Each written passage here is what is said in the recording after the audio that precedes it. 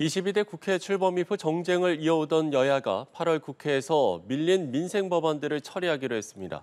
국회 연결해서 자세한 내용 들어보겠습니다. 방현덕 기자.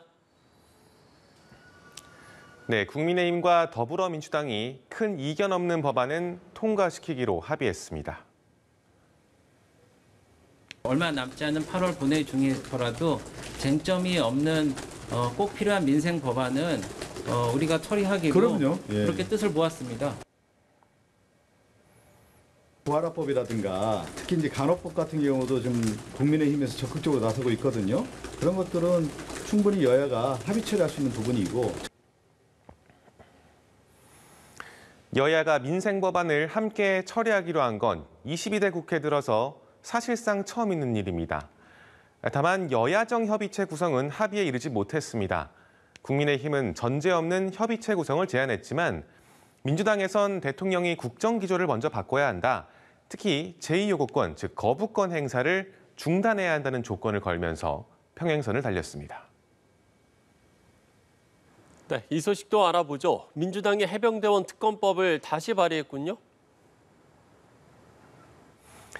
그렇습니다. 21대 국회와 이번 22대 국회의 초반에 이어서 이번이 세 번째로 발의한 겁니다.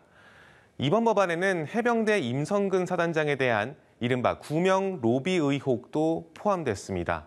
특히 수사 대상으로 김건희 여사를 직접 명시했습니다. 만약에 김건희 여사가 이 구명 로비에 직접적인 연관이 있다라고 하면 이것이야말로 국정농단입니다. 국민의힘은 반발했습니다. 대통령 탄핵을 위해 민주당이 특검을 무한 반복하고 있다며 윤 대통령에게 거부권 행사를 요청할 수밖에 없다고 주장했습니다. 정치 공작이라는 사실이 드러났는데도 이러한 의혹까지 특검법에 포함시키고 있는 것입니다. 더 허접한 특검법입니다. 이 특검뿐 아니라 25만 원 지원법, 또 방송사법, 노란봉투법에 대한 대통령의 거부권 행사 등이 줄줄이 예정돼 있는 만큼 모처럼 형성된 여야의 화해 분위기가 다시 급냉할 수 있다는 전망도 나오고 있습니다. 지금까지 국회였습니다.